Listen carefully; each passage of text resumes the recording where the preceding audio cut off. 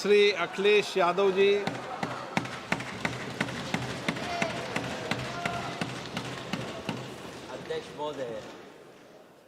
अध्यक्ष महोदय, मैं आपका धन्यवाद देना चाहता हूं कि इस महत्वपूर्ण विषय पे मुझे बोलने का मौका दे रहे हैं। मैं अपने साथी माननीय सदस्य गौरव गोगोई जी के से सहमत हूं। बहुत सारे महत्वपूर्ण उन्होंने बिंदु उठाए और अध्यक्ष महोदय,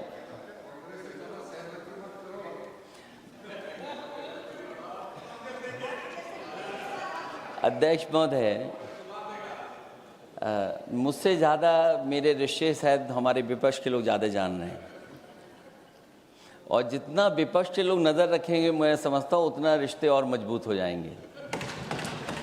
अध्यक्ष महोदय, मैं आंदोलन को बहुत दूर से देख रहा था और उस आंदोलन में जो जीत के बाद नारा लगा, एक नारा लगा अध्यक्ष महोदय, सरकार के खिलाफ नारा लगा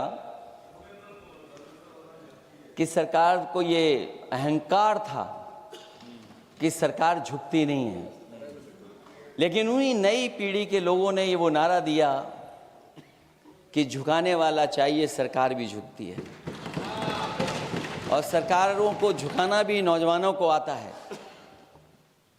सरकार झुकी और स्वीकार किया उन्होंने।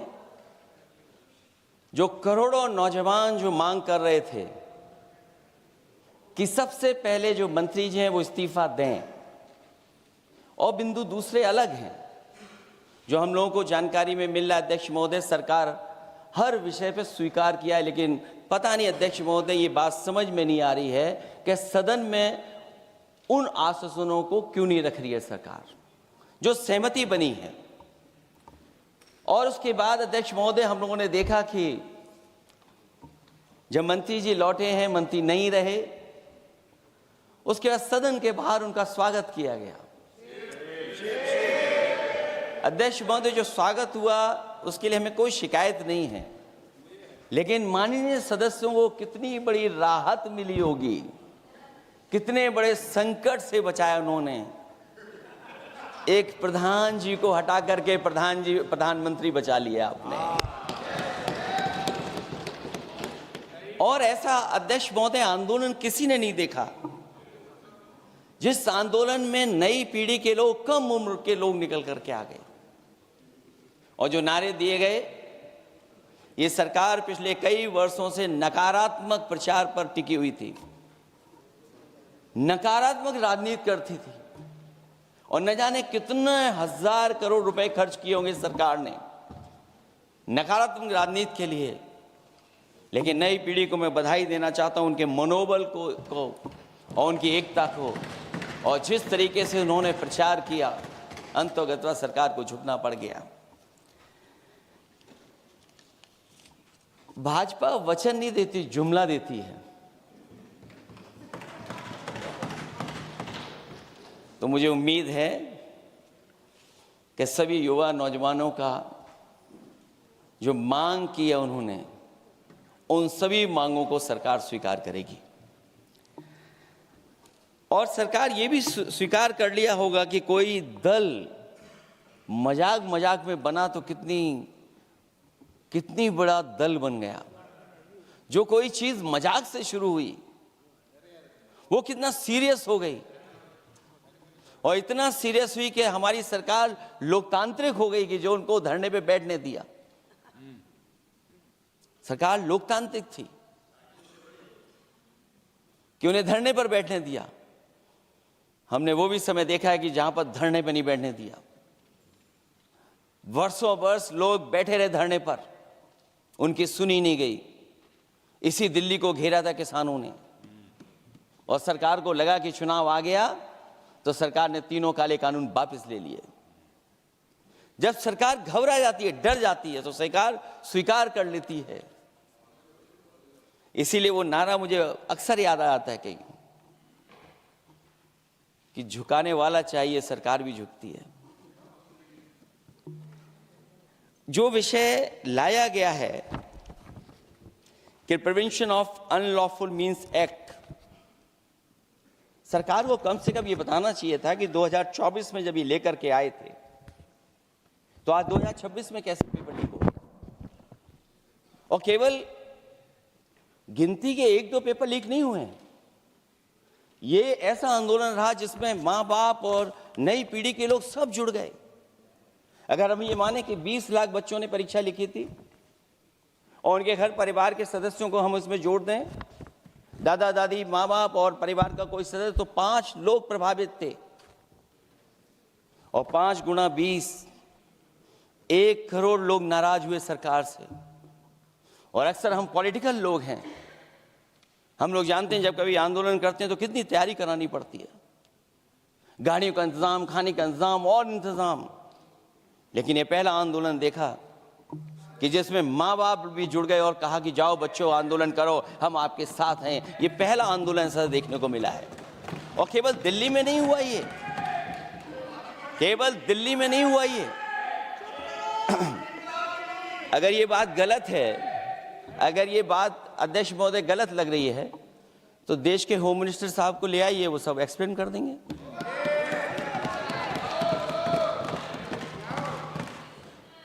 पहला आंदोलन जिसमें माँ बाप ने साथ दिया, क्योंकि परीक्षा से कितना दुखी हैं लोग।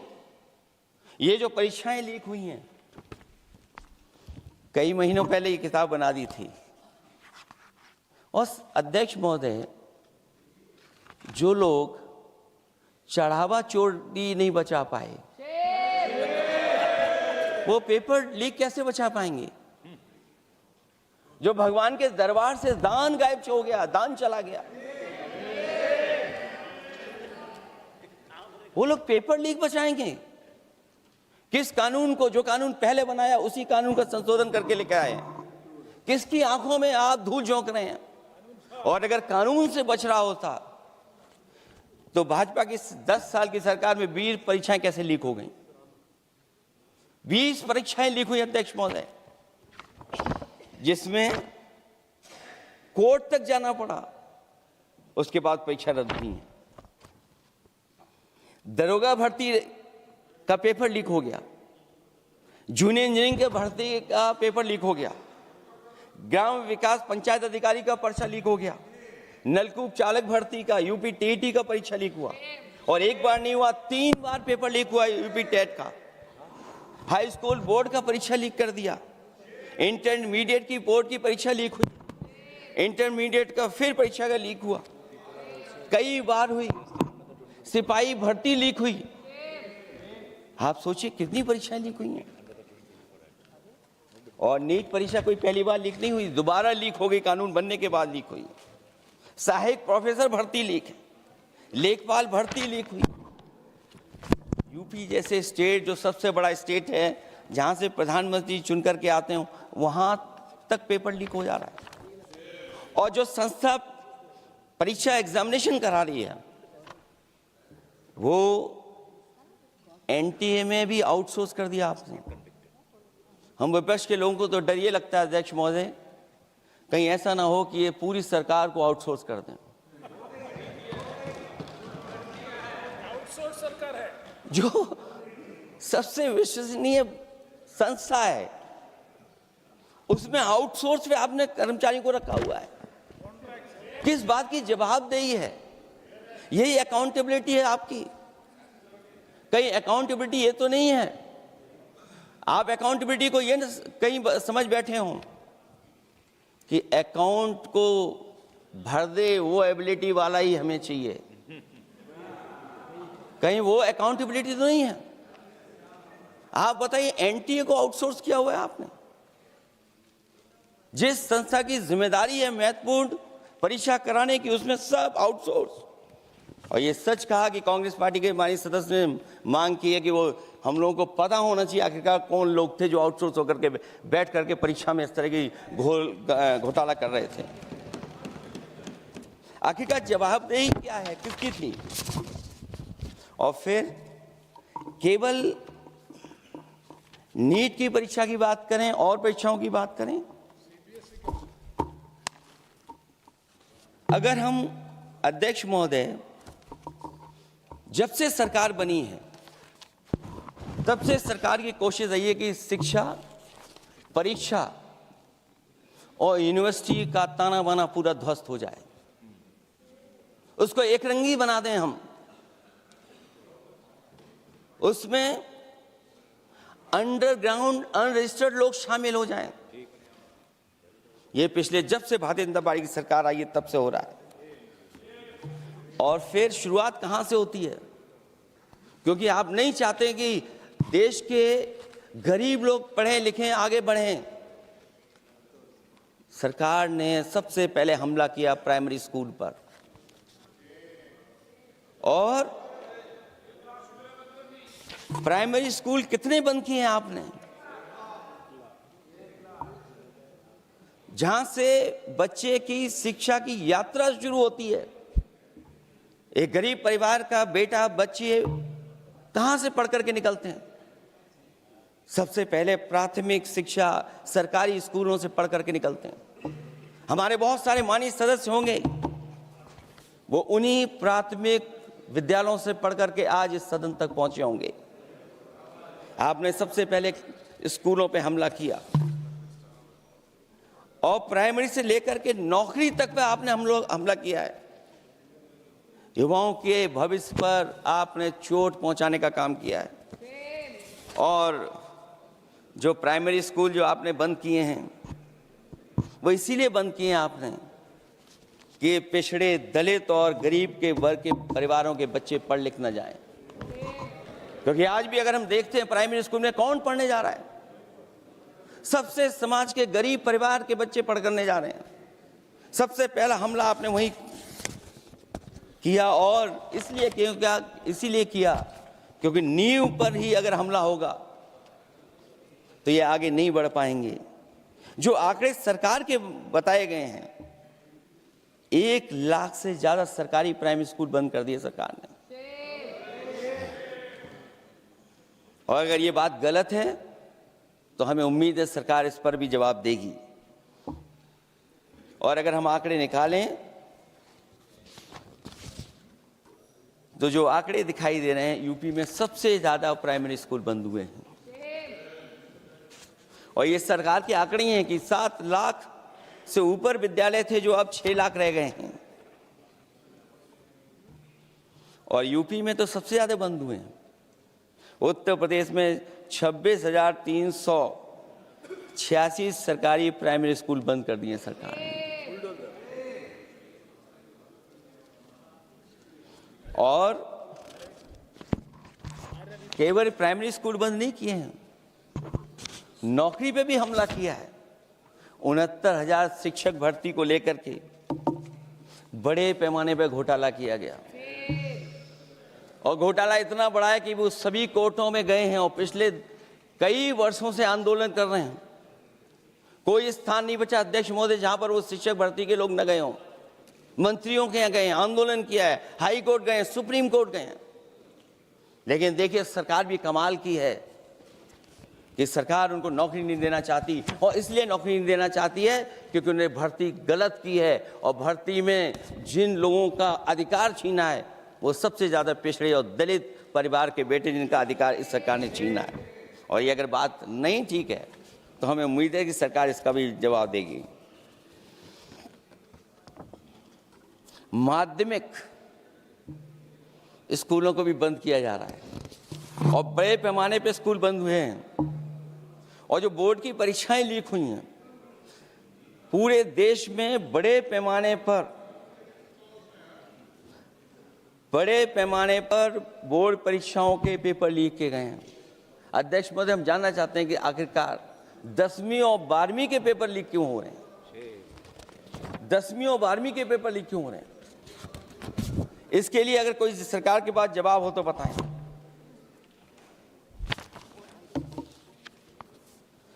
और जो बच्चियों ने जान दी है नीट की परीक्षा में, जब परीक्षा का पेपर लीक हो गया है, अध्यक्ष महोदय, मैं अपनी तरफ से, पार्टी की तरफ से और सभी की तरफ से उन्हें श्रद्धांजलि देता हूं। और हमें उम्मीद है कि सरकार उन बच्चों की मांग मानेगी जिन बच्चों ने ये शर्त रखी है कि उनके परिवार के लोगों को 1 करोड़ मुआवजा दिया जाए।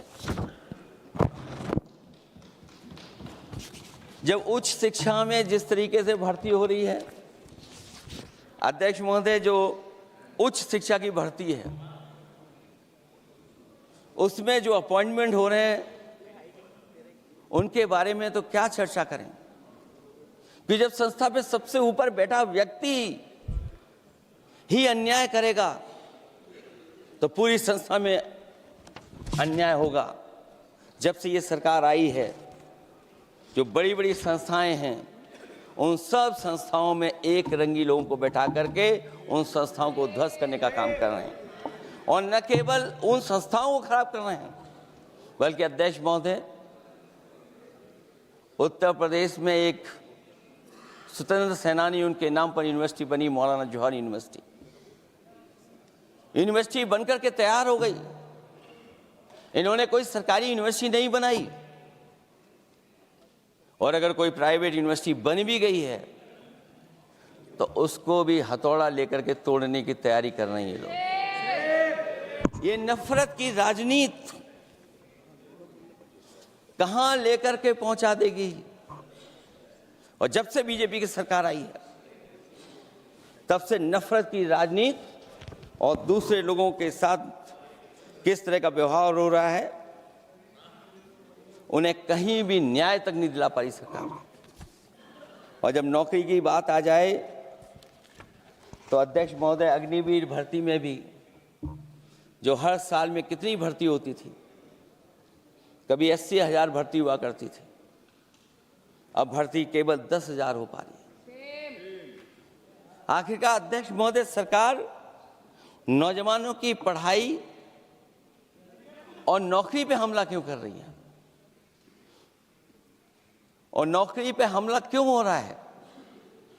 जब आप ये कहते हैं कि हमारे नौजवान हमारी डेमोग्राफिक डिविडेंड बन करके आए हैं, कहीं यही नौजवान हमारी आपदा न बन जाए, इसके बारे में भी सरकार को सोचना चाहिए।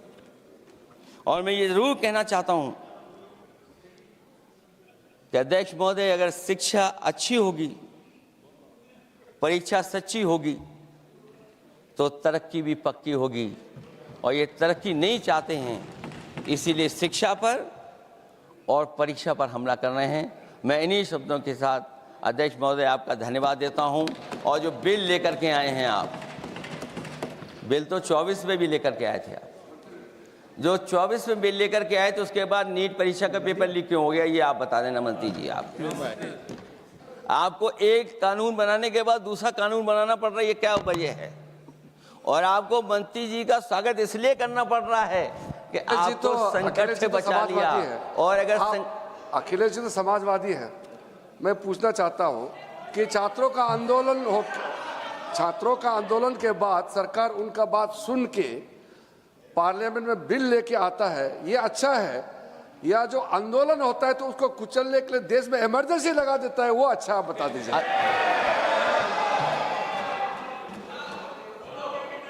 अध्यक्ष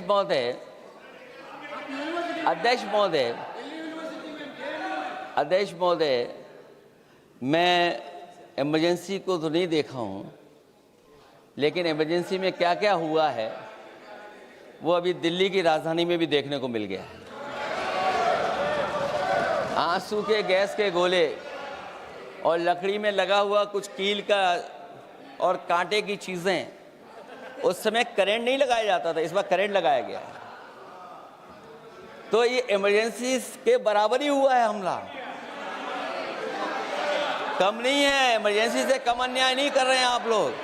और याद करिए अध्यक्ष महोदय, अगर इमरजेंसी इन्हें याद आ गई है, अगर इमरजेंसी अध्यक्ष महोदय इन्हें याद आ गई है, तो इमरजेंसी के बाद भी परिवर्तन हुआ था, और हमें भरोसा है कि इसके बाद भी परिवर्तन होगा। और अध्यक्ष महोदय, मैं आखिरी में कहना चाहता हूं, कानून से नहीं, नियत साफ होगी तब नीट का परीक्षा साफ होगी। सवाल कानून का नहीं है, आपकी नियत साफ नहीं है। और जिस समय आपकी नियत साफ होगी तो परीक्षा भी साफ हो जाएगी। और हमारे साथी जो कुछ और बातें उठा रहे हैं, आज मौका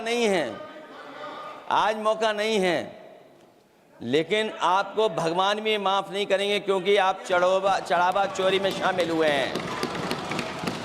और चढ़ावा ही नहीं, जो गुप्त दान था वो भी चोरी हुआ है, गुप्त दान। और ये पाप की श्रेणी में नहीं आता है, महापाप की श्रेणी में आता है। Akhilesh ji bill pay. और अध्यक्ष महोदय, आखिरी में मैं इतना ही कहना चाहता हूं, शिक्षा की रक्षा के लिए जो आंदोलन हुआ है वो हमेशा आंदोलन जीतेंगे। बहुत बहुत धन्यवाद, बहुत बहुत आभार प्रकट करता हूं आपका।